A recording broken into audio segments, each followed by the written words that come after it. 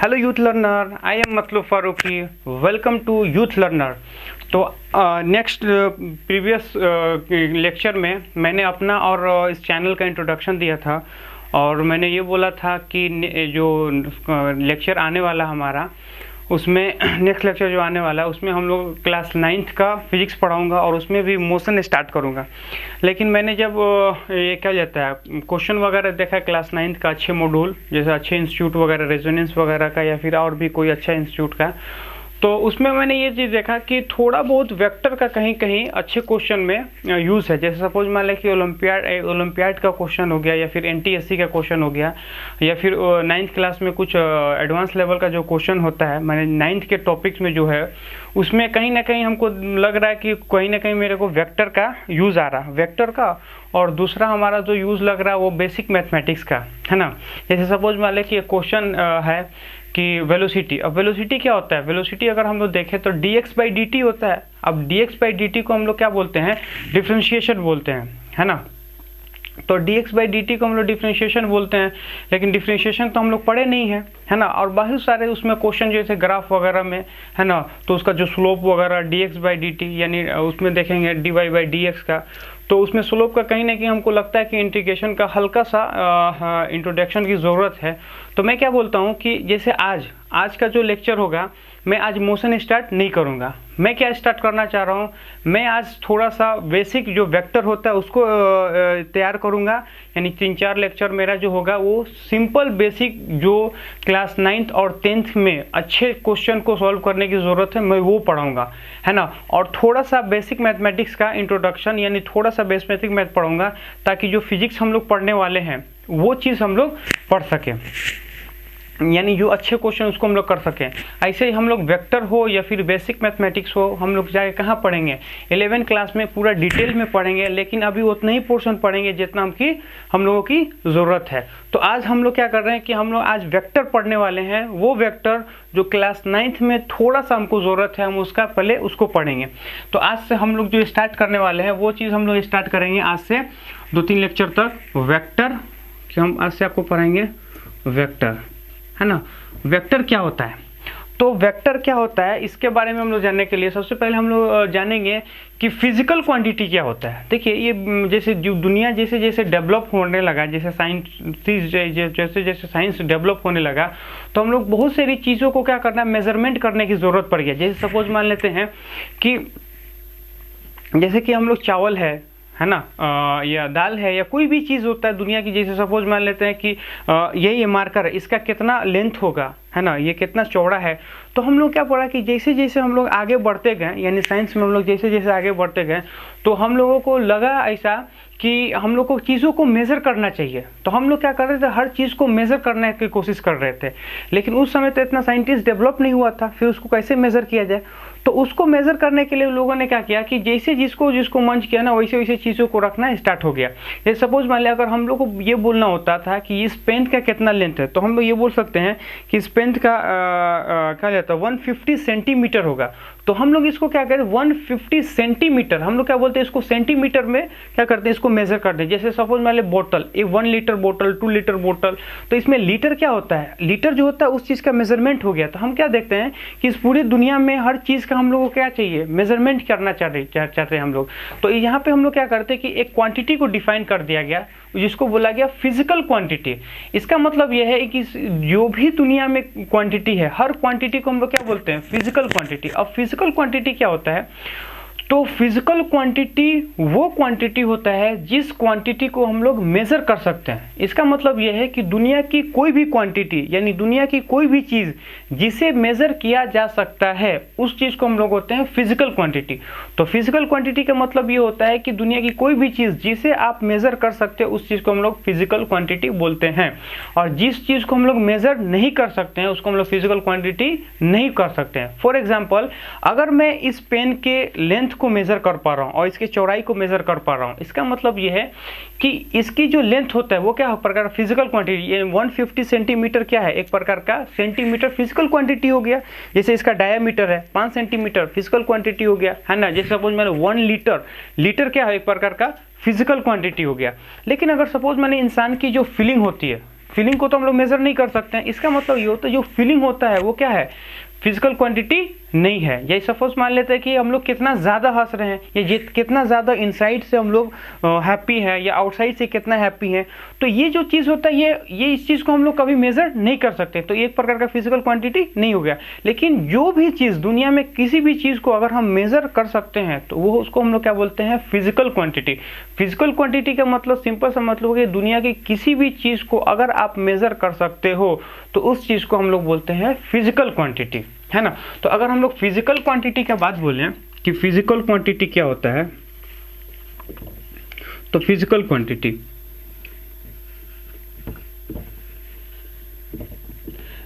Quantity का मतलब होता है anything which can be measured, यानी किसी भी चीज को आप मेजर कर सकते हैं तो उस चीज को हम लोग क्या बोलते हैं, physical quantity. Anything which can be measured, अगर हम इसको लिखना चाहेंगे तो any thing which can be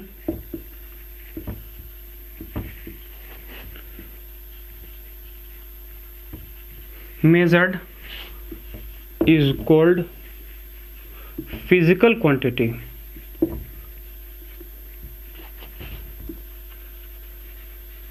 उस चीज को हम लोग क्या बोलेंगे, फिजिकल क्वांटिटी।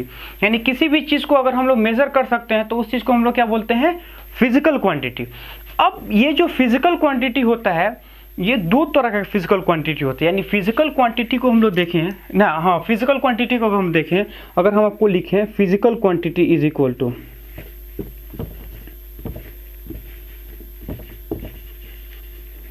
तो physical quantity is equal to अगर हम बोलें तो इसमें क्या होता है, दो चीज होता है, एक होता है न्यूमेरिकल वैल्यू और दूसरा होता है यूनिट, है ना। एक होता है न्यूमेरिकल वैल्यू और दूसरा होता है यूनिट। अब न्यूमेरिकल वैल्यू का मतलब क्या होता है, देखिए कि numerical value just a number, numerical value जो होता है वो क्या होता है, एक प्रकार का नंबर होता है। और यूनिट जो होता है इस चीज को हम लोग क्या करते हैं, एक स्टैंडर्ड यूनिट बनाते हैं। फॉर एग्जांपल अगर सबसे पहले आपको बोलें कि 10 kg क्या है, मतलब 10 kg है, 10 kg कुछ भी हो सकता है ना, 10 kg वो कुछ भी हो सकता है। मान लेते हैं हम लोग क्या करते हैं, 10 kg आटा ले लेते हैं, है ना। अब यहाँ पे एक चीज देखेंगे कि ये क्या होता है 10 kg। अब यहाँ पे ये चीज देखेंगे कि 10 kg की जगह हम लोग 5 kg या 2 kg, अब ये हम क्या लिख रहे हैं, तो यहाँ से एक चीज हम ये का समझ में आ रहा है कि 10 जो होता है वो एक प्रकार का क्या है, न्यूमेरिकल वैल्यू है, और kg जो होता है उसको क्या बोलते हैं, यूनिट है ना। यानी कहने का मतलब ये है कि ये 10 क्या है, 10 एक प्रकार का न्यूमेरिकल वैल्यू है और kg क्या होता है, एक प्रकार का यूनिट है, और इन दोनों को अगर हम मिला देते हैं तो उसी चीज को हम लोग क्या बोलते हैं, फिजिकल क्वांटिटी। यानी फिजिकल क्वांटिटी का मतलब ये होता है, फिजिकल क्वांटिटी में दो चीज होता है, एक होता है न्यूमेरिकल वैल्यू और दूसरा जो होता है उसका यूनिट। अगर इन दोनों को कंबाइन कर दें तो हमको क्या मिलता है, फिजिकल क्वांटिटी। अब यहाँ पे देखिए कि जो न्यूमेरिकल वैल्यू होता है, numerical value just a number होता है। अब वो जो नंबर होता है हमें वो क्या देता है, जस्ट ए नंबर जो होता है हमें एक सेंस क्रिएट करता है दिमाग में कि जैसे सपोज मान लेते हैं 10 kg और 5 kg। अब 10 kg और 5 kg क्या होता है, एक प्रकार का न्यूमेरिकल वैल्यू है, यानी एक प्रकार का नंबर है।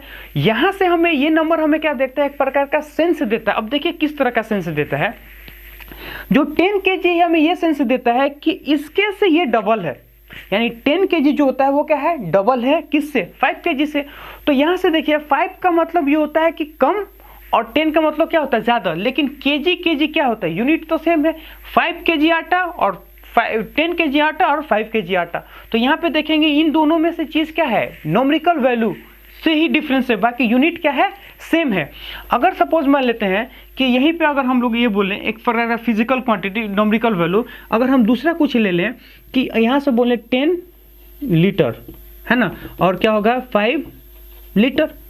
अब यहाँ पे क्या है, 10 हमारे पास क्या है, न्यूमेरिकल वैल्यू, 5 हमारे पास क्या है, न्यूमेरिकल वैल्यू, लेकिन लीटर क्या होता है, यूनिट।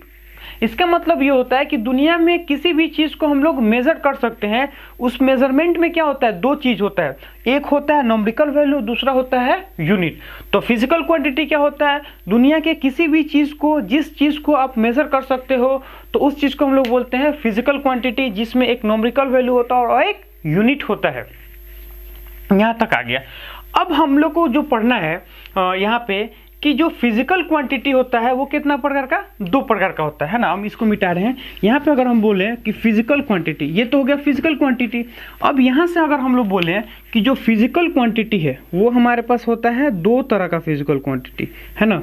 यहाँ से अगर हम लोग बोले कि फिजिकल क्वांटिटी जो होता है वो क्या होता है, 2 तरह का फिजिकल क्वांटिटी। एक फिजिकल क्वांटिटी जो होता है उसको बोलते हैं स्केलर क्वांटिटी, और दूसरा जो होता है वेक्टर क्वांटिटी। यानी फिजिकल क्वांटिटी का 2 पार्ट हो जाता है, एक को हम लोग बोलते हैं स्केलर क्वांटिटी, दूसरे को बोलते हैं वेक्टर क्वांटिटी।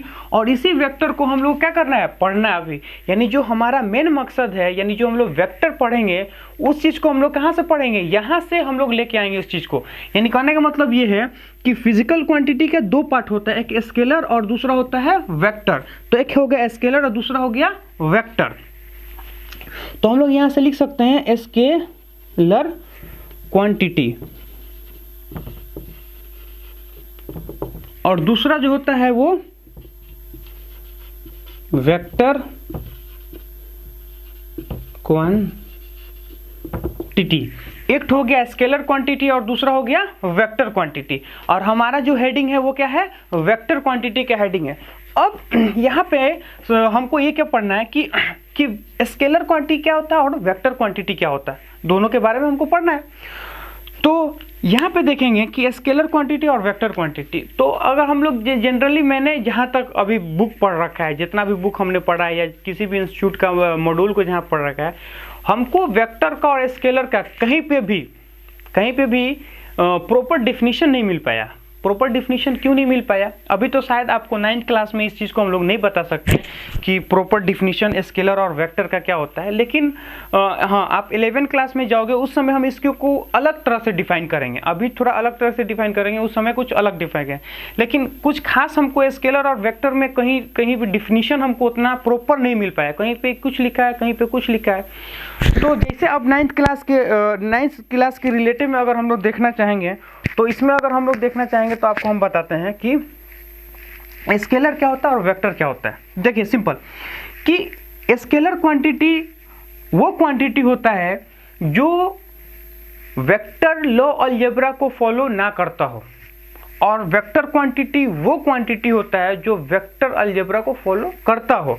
अब हम तो वेक्टर अलजेब्रा नहीं पढ़े हुए हैं, और वेक्टर अलजेब्रा जब पढ़े नहीं है तो हम कैसे बता सकते हैं कि कौन सा कैसे होता है। तो इसका अगर देखा जाए तो सिंपल अगर हम लोग समझें तो स्केलर क्वांटिटी वो क्वांटिटी होता है जिसमें डायरेक्शन के लिए कोई इंपॉर्टेंस नहीं होता है।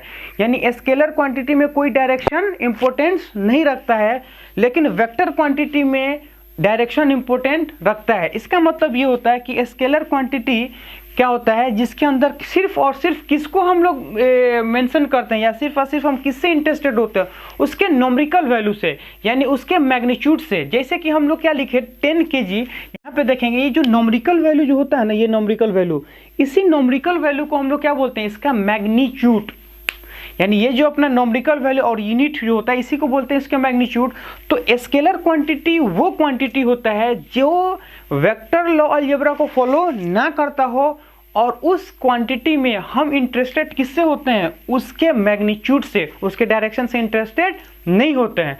लेकिन वेक्टर क्वांटिटी वो क्वांटिटी होता है जो वेक्टर लॉ अलजेब्रा को फॉलो करता हो, और इसमें इसके मैग्नीट्यूड और डायरेक्शन दोनों को से हम लोग क्या करते हैं, इंटरेस्टेड होते हैं। यानी वेक्टर क्वांटिटी कौन क्वांटिटी होता है, वेक्टर क्वांटिटी वो क्वांटिटी होता है जो वेक्टर लॉ अलजेब्रा को फॉलो करता ही करता है, जिसके अंदर मैग्नीट्यूड और डायरेक्शन दोनों होता है, और हम दोनों चीज से इंटरेस्टेड होते हैं। जैसे स्केलर क्वांटिटी में अगर हम लोग बात करें, इसका एग्जाम्पल, तो मास जो होता है वो प्रकार का क्या होता है, स्केलर क्वांटिटी। अब हमारे पास अगर मास बोले, मान ले 5 kg हम चावल लेके आए, तो वो रखा है तो रखा है, उससे हमको क्या मतलब है कि डायरेक्शन का है ना, क्योंकि वो तो चलता फिरता है नहीं, तो उसके डायरेक्शन से हमको क्या मतलब है। लेकिन हाँ, उसके मैग्नीट्यूड से हमको मतलब है। जैसे 5 kg अगर हम लोग बोलेंगे तो उसका मतलब अलग होता है, यानी उसके लिए हमको दाम अलग देना पड़ेगा। 10 kg बोलेंगे तो उसके लिए दाम अलग देना पड़ेगा, 50 kg बोलेंगे तो दाम अलग। इसका मतलब ये है कि जो kg यानी मास होता है उसके मैग्नीट्यूड का इम्पोर्टेंस है, क्योंकि जितना ज़्यादा चावल होगा या जितना ज़्यादा आप चीज़ लोगे उतना ज़्यादा आपको दाम देना पड़ेगा। इसका मतलब ये हो कि स्केलर क्वांटिटी वो क्वांटिटी होता है जिसमें हम लोग किससे इंटरेस्टेड होते हैं, उसके मैग्नीट्यूड से, यानी उसके नॉमेरिकल वैल्यू से इंटरेस्टेड होते हैं।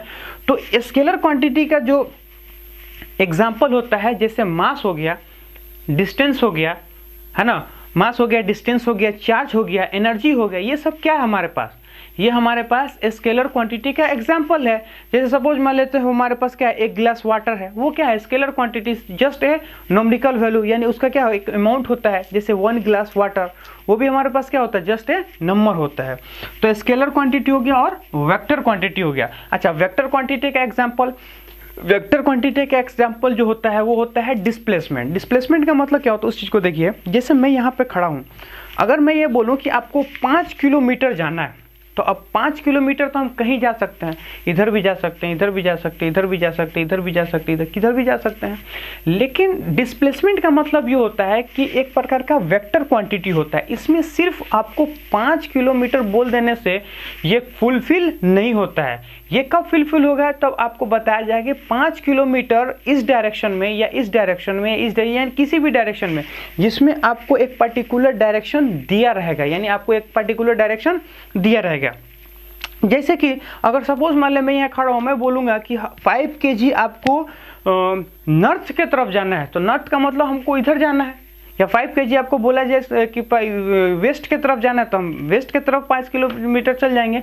इसका मतलब ये होता है कि वेक्टर क्वांटिटी वो क्वांटिटी होता है जिसमें हम लोग मैग्नीट्यूड और डायरेक्शन दोनों से इंपॉर्टेंस रखते हैं, यानी दोनों से इंटरेस्टेड होते हैं।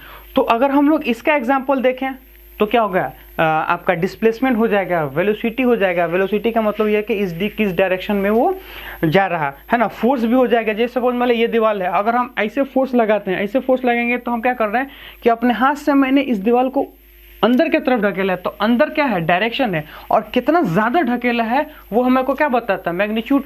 तो वेक्टर क्वांटिटी वो क्वांटिटी होता है जिसके अंदर मैग्नीट्यूड भी है और डायरेक्शन भी है, क्योंकि हम कितना उसके अंदर उसको प्रेस कर रहे हैं, यानी कितना उसको हम लोग दाब रहे हैं, यानी कितना फोर्स एक्सर्ट कर रहे हैं और किस डायरेक्शन में कर रहे हैं। तो इसमें क्या होता है, मैग्नीट्यूड और डायरेक्शन दोनों से ही इंपॉर्टेंस होता है। तो ये होता है स्केलर और ये होता है वेक्टर। तो हम क्या करते हैं, सबसे पहले स्केलर के बारे में डिफिनीशन लिख लेते हैं, है ना, कि स्केलर क्या होता है। तो अगर मैं बोलूँ स्केलर का डिफिनीशन क्या होता है, इसे तो डिफिनीशन हम लोग 11th क्लास में प्रॉपर पढ़ेंगे, लेकिन फिर भी अभी के लिए थोड़ा बहुत लिख लेते हैं। स्केलर क्वांटिटी, है ना, scalar quantity, scalar are those quantity which have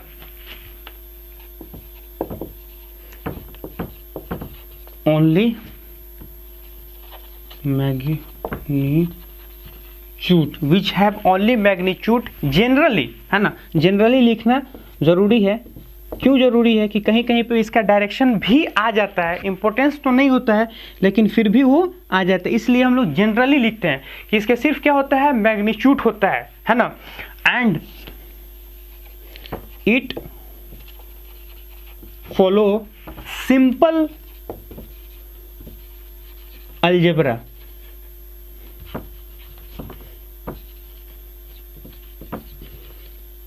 ये क्या करता है, सिंपल अलजेब्रा को फॉलो करता है। अब सिंपल अलजेब्रा का मतलब क्या होता है, उस चीज को समझिए। सिंपल, है ना, सिंपल अलजेब्रा का मतलब क्या होता है, उस चीज को देखिए। सिंपल अलजेब्रा का मतलब ये होता है कि and it follow simple algebra. Simple algebra का मतलब क्या होता है कि सपोज मान लिया 2 kg प्लस 2 kg कितना हो गया, 4 kg। ये सिंपल है, इसमें किसी चीज के सोचने की जरूरत नहीं। जैसे 2 × 2 कितना हो गया, 4, है ना, 2/2 कितना हो गया, 1। तो ये किसको क्या बोलते हैं, सिंपल अलजेब्रा। अगर आपसे बोला जाए कि 2 kg मास और 2 kg मास, तो जनरली कितना हो जाएगा, 4 kg मास, समझ में ना। तो इससे हम लोग क्या डायरेक्ट जोड़ सकते हैं, लेकिन वेक्टर में ऐसा नहीं होता है। कैसे नहीं होता है, सपोज मान लें कि अगर हम लोग 4 मीटर इधर गए और 3 मीटर इधर गए, तो 4 और 3 7 नहीं होगा, वो कुछ और होगा। अभी हम लोग पढ़ेंगे उसमें। तो इसका मतलब ये होता है कि जो स्केलर क्वांटिटी होता है वो सिंपल अलजेब्रा को क्या करता है, फॉलो करता है, पर वेक्टर जो होता है वो सिंपल अलजेब्रा को फॉलो नहीं करता है। तो यहाँ से ये चीज़ समझ में आ गया अपना। ये स्केलर हो गया। अब इसका एग्जाम्पल अगर हम लोग देना चाहें तो इसका एग्जाम्पल जो होता है वो क्या होगा आपका, एग्जाम्पल अगर हम लोग देना चाहें तो एग्जाम्पल हमारा जो होगा वो होगा मास, मास हो जाएगा, है ना, चार्ज हो जाएगा, मास हो गया, चार्ज हो गया, एनर्जी हो गया, एनर्जी, ये सब क्या है, ये सब जो मास, चार्ज, एनर्जी, ये हमारे पास क्या होता है स्केलर क्वांटिटी का मतलब कि एग्जाम्पल हो गया। अब हम लोग आते हैं वेक्टर क्वांटिटी, तो हम इसको मिटाना चाहेंगे, है ना। अब आपके सामने हम लिख लेते हैं क्या है वेक्टर। तो वेक्टर का डिफिनीशन अगर हम बोलें तो क्या होगा, है ना, vector, vector quantity,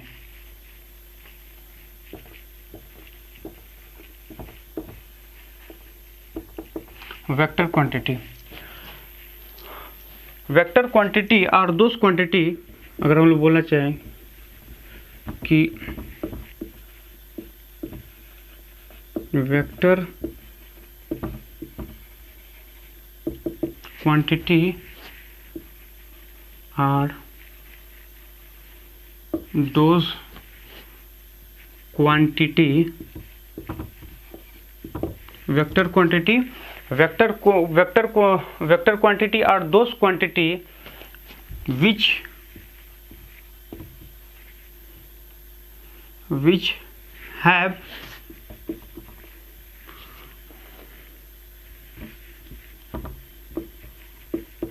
which have magnitude as well as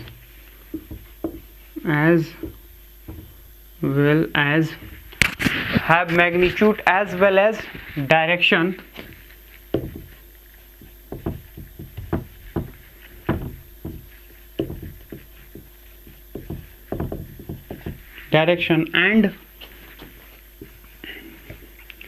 and it follow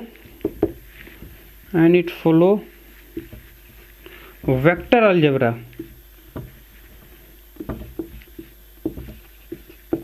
vector algebra को क्या करता है, वेक्टर अलजेब्रा को फॉलो करता है, इट फॉलो वेक्टर अलजेब्रा, यानी वेक्टर अलजेब्रा को ये क्या करता है, फॉलो करता है। इसका मतलब ये होता है vector quantity are those quantity which have magnitude as well as direction and it follow vector algebra, ये क्या करता है, वेक्टर अलजेब्रा को फॉलो करता है। अब इसका एग्जांपल अगर हम लोग देखना चाहें तो हमारे पास क्या आ सकता है, वेलोसिटी हो गया, एक्सेलरेशन हो गया हमारे पास, है ना, मोमेंटम हो गया, ये सब हमारे पास क्या है, ये हमारे पास वेक्टर का मोमेंटम हो गया, एक्सेलरेशन हो गया, वेलोसिटी हो गया, एक्सेलरेशन हो गया, मोमेंटम हो गया, है ना, डिस्प्लेसमेंट भी होता है, डिस्प्लेसमेंट भी होता है। अब यहाँ पे देखेंगे velocity, acceleration, momentum and displacement, ये हमारे पास क्या है, एक प्रकार का वेक्टर क्वांटिटी होता है। तो यहाँ से हम लोग ये समझ में आ गया कि वेक्टर को पढ़ने के लिए हम लोग सब किससे पहले फिजिकल क्वांटिटी पढ़े। फिजिकल क्वांटिटी दो तरह का होता है, एक स्केलर होता है, एक वेक्टर होता है। स्केलर जो होता है उसमें सिर्फ मैग्नीट्यूड से इंटरेस्टेड होते हैं, लेकिन वेक्टर में हम लोग क्या देखते हैं, वेक्टर में उसके मैग्नीट्यूड और डायरेक्शन दोनों से इंटरेस्टेड होते हैं। तो ये हमारे पास समझ में आ गया। अब हमारे पास क्या है कि हम फिजिकल क्वांटिटी समझ चुके हैं, स्केलर क्वांटिटी और वेक्टर क्वांटिटी। अब हम यहाँ से सिर्फ और सिर्फ किसका बात करेंगे, अब हम यहाँ से सिर्फ और सिर्फ वेक्टर का बात करेंगे, यानी अब हमारा जो बात होगा सिर्फ और सिर्फ वेक्टर का बात होगा, है ना। हम लोग अब समझ चुके कि वेक्टर क्या होता है।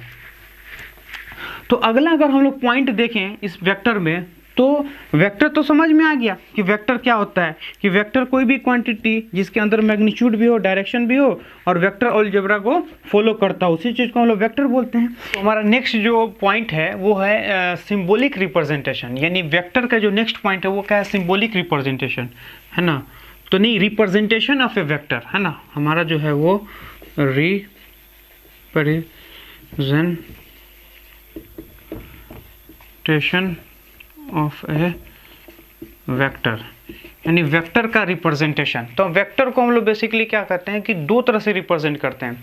दो तरह से कैसे कैसे रिप्रेजेंट करते हैं, तो एक तो हम लोग रिप्रेजेंट करते हैं उसको सिंबॉलिक से, और जो दूसरा हम लोग उसको रिप्रेजेंट है ग्राफिकल से। तो सिंबॉलिक से भी रिप्रेजेंट करते हैं और ग्राफिकल से भी रिप्रेजेंट करते हैं। तो सिंबॉलिक से कैसे करते हैं, तो पहला जो होता है हमारा वो क्या होता है, सिंबॉलिक रिप्रेजेंटेशन, है ना, सिंबॉलिक रिप्रेजेंटेशन।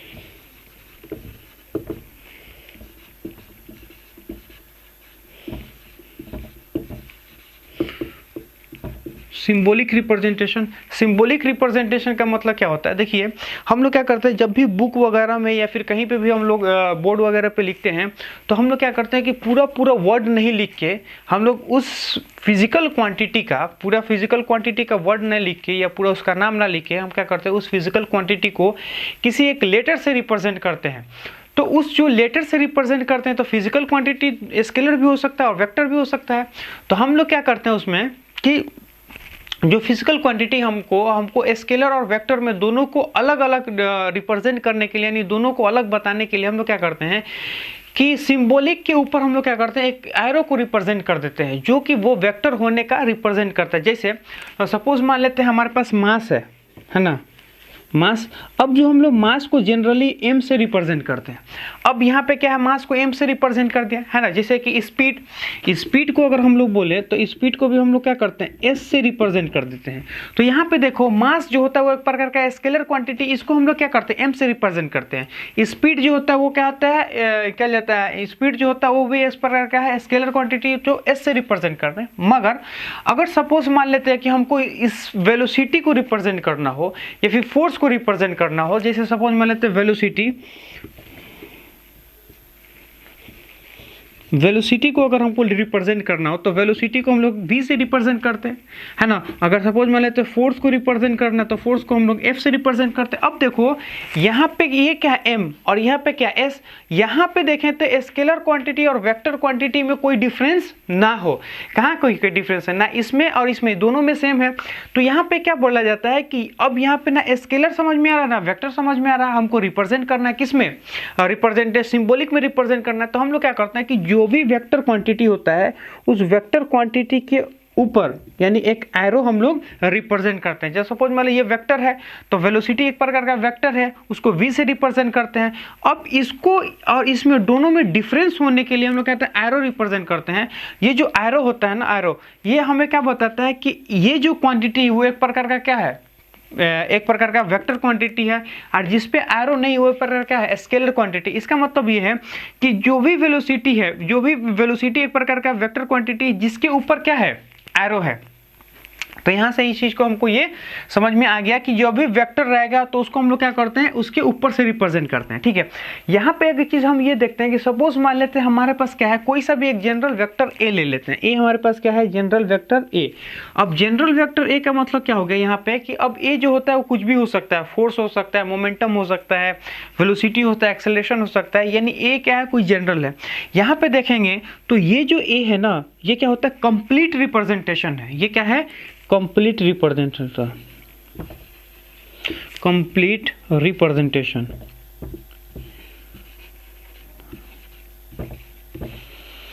ये क्या है, कंप्लीट रिप्रेजेंटेशन। ए जो है वो हमारा क्या है कंप्लीट रिप्रेजेंटेशन। मगर हमको पता है कि वेक्टर हो या स्केलर हो तो प्रकार का क्या होता है फिजिकल क्वांटिटी है, तो लेकिन फिजिकल क्वांटिटी में एक होता है नॉमेरिकल वैल्यू, दूसरा होता है उसका यूनिट।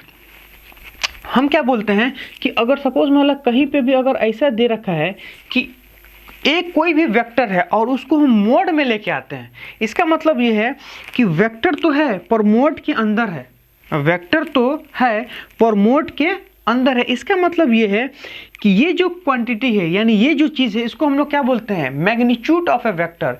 इसका मतलब ये है कि ए जो होता है वो क्या है मैग्नीट्यूड ऑफ ए वेक्टर। अब मैग्नीट्यूड ऑफ ए वेक्टर का मतलब क्या हो गया, यानी इसको हम लोग बोले तो only give the magnitude of a vector.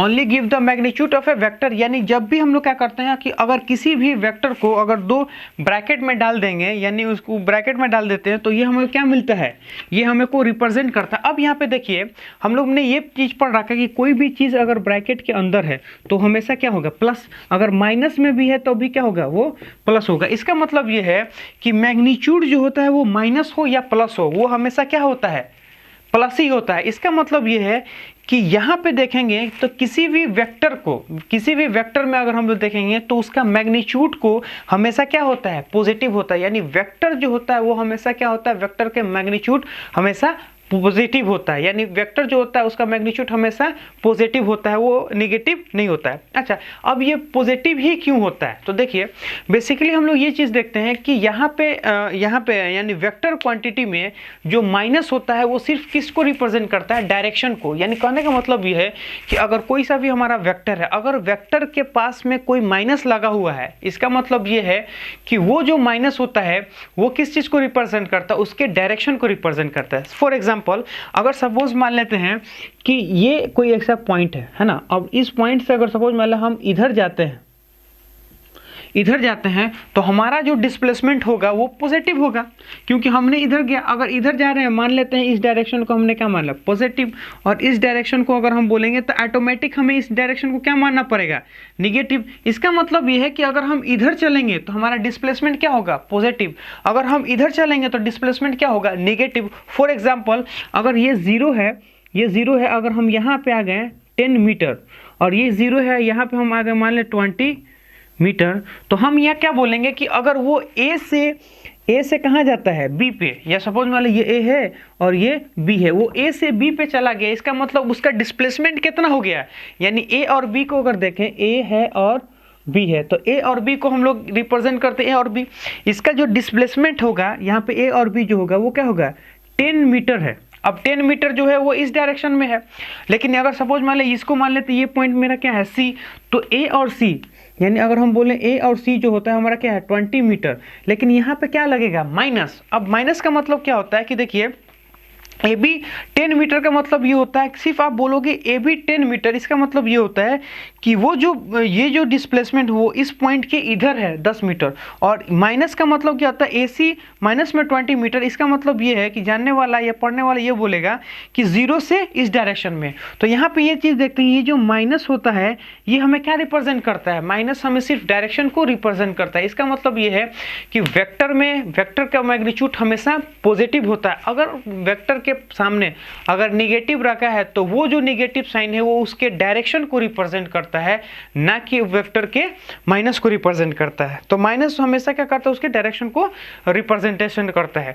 तो एक तो हमारा ये तरीका हो गया रिप्रेजेंटेशन का कि हम क्या करते हैं, सिंबॉलिक रिप्रेजेंटेशन होता है। लेकिन वेक्टर का एक और रिप्रेजेंटेशन होता है, वो जो वेक्टर का रिप्रेजेंटेशन होता है उसको बोलते हैं हम ग्राफिकल रिप्रेजेंटेशन, यानी graphical representation of a vector. तो जो सेकेंड रिप्रेजेंटेशन है वो होता है हमारा ग्राफिकल रिप्रेजेंटेशन। अब ग्राफिकल रिप्रेजेंटेशन के बारे में हम बताते हैं आपको कि ग्राफिकल रिप्रेजेंटेशन क्या होता है। कि अगर ग्राफिकल रिप्रेजेंटेशन हम देखें तो बेसिकली हम लोग क्या करते हैं ग्राफिकल रिप्रेजेंटेशन में, कि हम लोग क्या करते हैं किसी भी वेक्टर को एरो से रिप्रेजेंट करते हैं, है ना। Vector can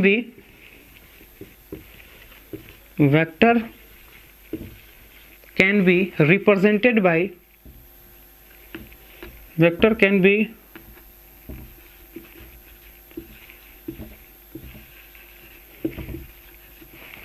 arrow. क्या होता है, एरो से रिप्रेजेंट करता है, यानी vector can be represented by arrow, arrow से रिप्रेजेंट करते हैं। अब देखिए एरो से कैसे रिप्रेजेंट करते हैं, यानी ये हमारा क्या है सेकेंड पॉइंट है, जो हम क्या है ग्राफिकल मेथड है ना, ग्राफिकल रिप्रेजेंटेशन।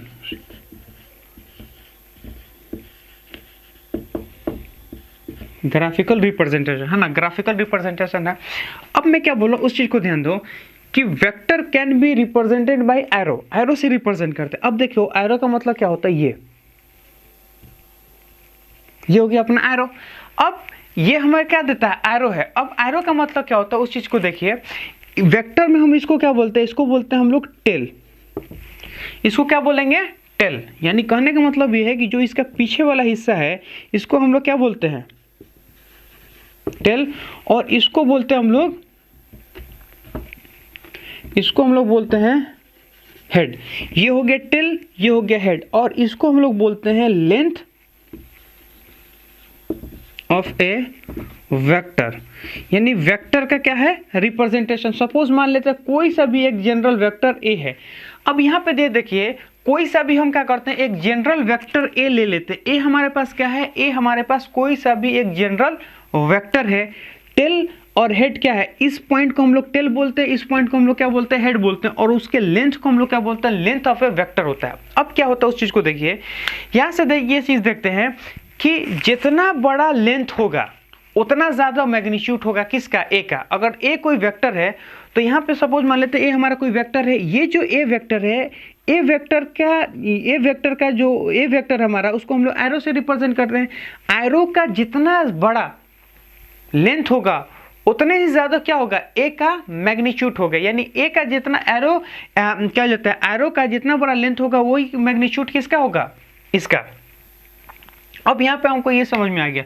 इसका मतलब यहाँ पे हम लोग ये बोल सकते हैं कि ए जो होता है, यानी ए जो होता है, यानी इसका जो लेंथ होता है वो किसको रिप्रेजेंट करता है, मैग्नीट्यूड से। तो मैं ये बोल सकता हूँ मैग्नीट्यूड ऑफ ए वेक्टर, नहीं हाँ ठीक है, magnitude of a vector is directly proportional to, यानी magnitude of a vector is directly proportional to length of a vector, directly proportional to the length of a vector. यानी length of a vector के directly proportional है। Magnitude of a vector is directly proportional length of a vector, यानी length of a vector नहीं, length of a arrow sorry length of a arrow, यानी जितना बड़ा इसका arrow रहेगा उतना बड़ा इसका क्या होगा, मैग्नीट्यूड होगा। यहां से हमको ये समझ में आ गया। लेकिन अगर सपोज मान लेते हैं ये किसी भी वेक्टर में मैग्नीट्यूड और डायरेक्शन दोनों होता है, ठीक है, इसका लेंथ तो हमें इसका मैग्नीट्यूड दे देगा कि जितना बड़ा लेंथ होगा उतना बड़ा इसका क्या होगा, मैग्नीट्यूड होगा। लेकिन एक चीज और हम यहाँ पे ये बताना चाह रहे हैं कि अगर ये क्या वेक्टर है तो इसका मैग्नीट्यूड तो बता दिया कि लेंथ जितना बड़ा होगा वो मैग्नीट्यूड होगा, लेकिन इसका डायरेक्शन भी बताना पड़ेगा। तो इसके अंदर यानी एरो का जो डायरेक्शन होता है वो क्या होता है, टेल टू हेड, यानी direction of a vector is direction of A